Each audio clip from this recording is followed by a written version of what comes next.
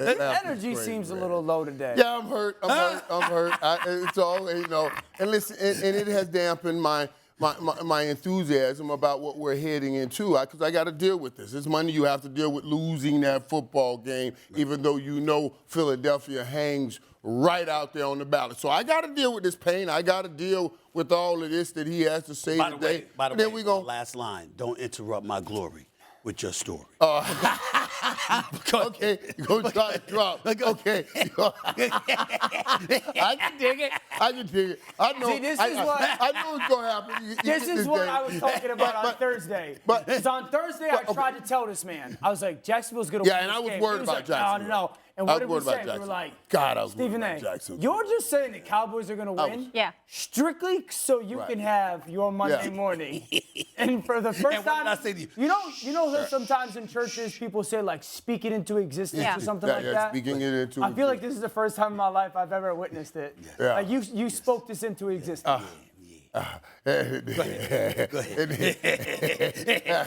was worried about that. I really was worried about this. But let me tell you something. As far as who to blame, I'm definitely putting this on the defense. I am definitely putting this on the defense. I mean, we got back-to-back games here, and I've been waiting to see that finger-looking good defense get to a quarterback and do some damage. And late in that game, I was waiting to see that finger-licking good defense get to and cause some damage on the quarterback. And I did not see it. I am so scared of what's going to happen with Kevin Joseph back there. Man, Anthony Brown, we didn't give him enough love, man. Just such a great kid, great cornerback, man. I work out with him all summer long, all off season. He works hard. We miss Anthony Brown on that corner. We miss him. Now we're not getting to the quarterback, and we're not covering on the back end. And when you're up 27-10, you think this is perfect for the talent you have on this football team. You know how to get to the quarterback. Right now they're throwing the ball, and it just did not happen. I'm putting this loss on that defense. Last week I want to see you get to the quarterback more. That's their calling card, and they're not doing it. Just for my edification before you chime in here, Mr. Orlovsky. But we answered the question now. Is Anthony Brown due back this year? He is not. He is not, man. God bless him, man. He got that. God bless him. What you trying to say? Cruel man. He a cruel man. I want to help. You can't be talking injuries. No. You can't bring injuries to the table. The man is hurt, man. No, I'm just saying. You were talking about me a question. The defense I'm not smiling because I'm a bigger person than that. Listen. I understand.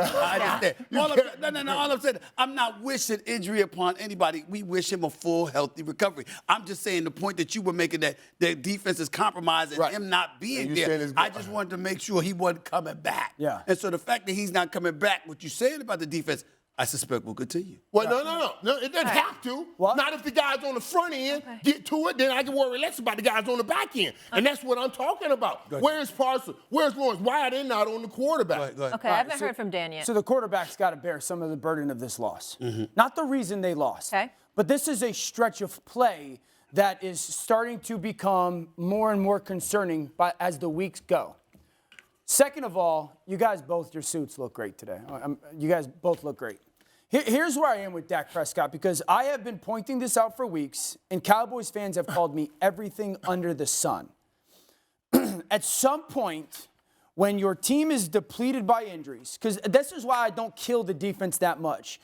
Not only Anthony Brown, but their starting nickel is out. They lost Van Der Esch and they lost Armstrong yesterday. So this vaunted defense has been 40% of their defense is out because of injuries. So I can't kill it going against an offensive team that's got firepower with Jacksonville. Dak right now leads the NFL in interceptions thrown versus zone coverage. So, the interception yesterday, not the Noah Brown one, the second one, I got to pin on Noah Brown. That ball's thrown where it's supposed to be. He made some good plays yesterday, so I'm not going to kill Noah Brown either. But the 2nd and 18 interception, you're up 10. There's 18 minutes to go in the game. It's 2nd and 18 backed up into your own area, and you get a little bit of pressure. So many other quarterbacks, if they make this play, we're killing them. If this is Daniel Jones, we're roasting Daniel Jones. If this is Jalen Hurts, everyone's going to go, well, maybe he's not ready for the big moment. If this is Patrick, you're trying to do too much. If this is Josh Allen, everyone's drooling at the mouth to kill Josh Allen. So why can't we hold Dak, who played good football yesterday, to the same standard? Why do you think he isn't held to the same standard? Because everybody wants to make excuses for Dak. And I get... Dude, now wait. Playmaker, I love you. I think we get on Dak harder than everybody and anybody. I really do. Last year, I listened to people crucify Matthew Stafford for his interceptions. Crucify him. Same old Matthew Stafford.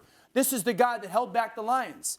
Now these interceptions happen, and it's like, well, maybe they should go get Odell.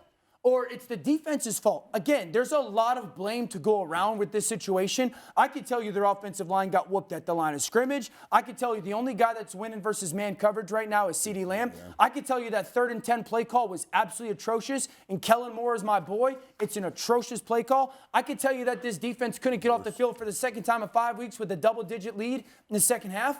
But we pay these quarterbacks in the NFL to overcome some of that stuff. And my question to you, as a person who's one of the greatest Cowboys ever is it not fair to hold him to that expectation and standard? And then when was the last time we walked away and said that expectation and or standard in this game and or moment was met? Okay, first of all, we win it this weekend. I mean, Dak was putting up 35 points a game. You see, I understand. We can't do this. We can't do this. Why can't I do this? Then ultimately, we're going to break down stats, but I need to see some points get on the board. And since Dak has been back, this has been the #1 offense in the National Football League. If these things were not true, Dan, I'll jump on this wagon with you. And I'll say, boy, Dak, you doing this, Dak, you doing it. But you're putting up 30-some points a game. So the reality... 30-some points a game. Thanks for watching ESPN on YouTube. For live streaming sports and premium content, subscribe to ESPN+.